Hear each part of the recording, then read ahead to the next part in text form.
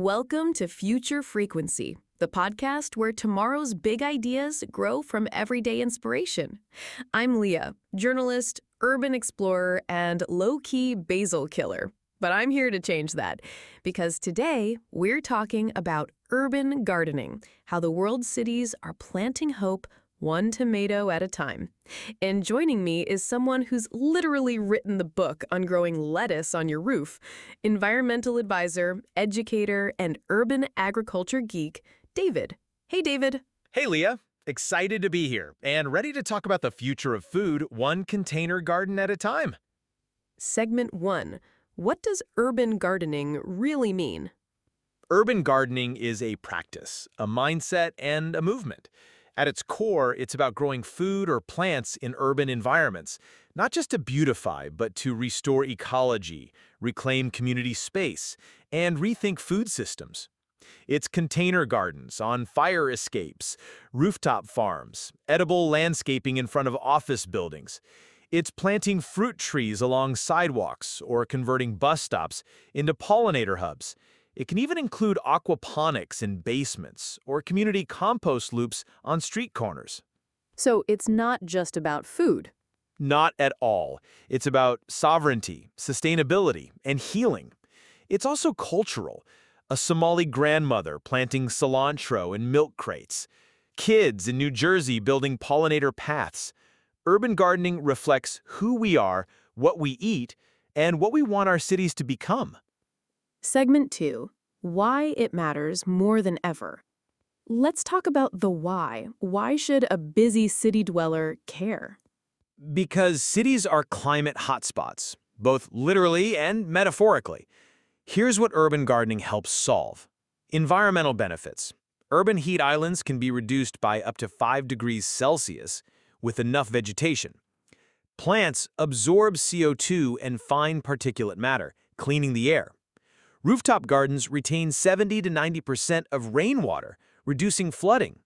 Restored biodiversity, bees, butterflies, birds return. Social and economic impact. Community gardens reduce crime by creating safer shared spaces. They can increase property values without gentrifying when run by locals. They provide nutritious food in food deserts, such as those in South Los Angeles or Detroit.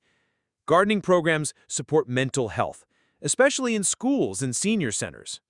You mentioned schools. Are kids part of this? Oh yes, school gardens are booming. In Vancouver, elementary kids grow lettuce for their cafeteria. In Chicago, students run rooftop greenhouses and sell to local restaurants. They're learning biology, business, and responsibility, all through dirt. Segment 3. Your first urban garden, step by step. So let's get practical. What if someone listening has never gardened before? Perfect. Here's your beginner's urban garden plan. Starter pack. Space. Find your sunniest spot. Balcony, windowsill, rooftop, fire escape. Containers. Reuse yogurt cups, buckets, wine boxes. Drill drainage holes. Soil. Use organic potting mix. Add compost or worm castings if you can. Water. Install drip irrigation or use a watering can every 2 to 3 days. Top easy crops. Urban-proof. Greens. Lettuce, arugula, kale. Quick and forgiving. Herbs. Basil, cilantro, rosemary. Perfect for small pots. Root veggies. Radishes, beets. Compact and fast-growing. Mini fruits, strawberries, cherry tomatoes, great for balconies.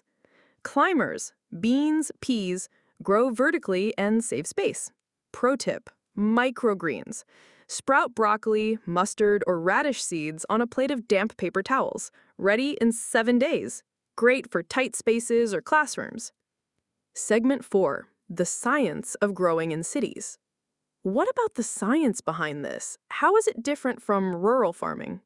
Urban conditions are unique microclimates. Heat. Balconies can get 10 degrees hotter than street level. Wind tunnels. Tall buildings accelerate airflow. Tomatoes hate that. Pollution. Elevated lead in old soils. Raised beds and clean compost matter. Light. Sunlight bounces off walls, sometimes too much. Shade-loving plants can actually thrive on the north side. Urban gardening teaches us to adapt. It's less about rows and acreage and more about hacking the environment creatively. Segment 5, Global Inspirations. Let's go global. Who's doing urban gardening right? So many. Here's a quick world tour. Havana, Cuba. After the Soviet collapse, Cubans created over 8,000 urban farms. Today, over 70% of the city's vegetables are locally grown. Kampala, Uganda. Rooftop gardens are feeding thousands in informal settlements. Tokyo, Japan. Urban rice paddies and vertical green walls are integrated into dense skyscrapers. Mexico City. Community-led rooftop farms reduce food insecurity and air pollution. Paris, France. All new rooftops must be green or solar by law. Cities are starting to view this as infrastructure, not decoration. Segment 6, Advanced Urban Gardening, for the bold. Let's say I'm already growing mint and lettuce. What's next? Time to level up. Here are some next-gen options. Advanced projects. Aquaponics, fish and plants in a closed-loop water system. Mushroom cultivation. Grow oyster mushrooms indoors using spent coffee grounds. Vertical farming towers use PVC pipes or tower gardens to maximize yield in small spaces. Compost hubs. Start a building-wide compost initiative. Community collectives. Join or start a shared garden with neighbors. Share tools, soil, and harvests. You can even install solar-powered greenhouses on rooftops, producing greens all year long. Segment 7, Community Voices. Before we started our garden, this corner lot was just trash and weeds.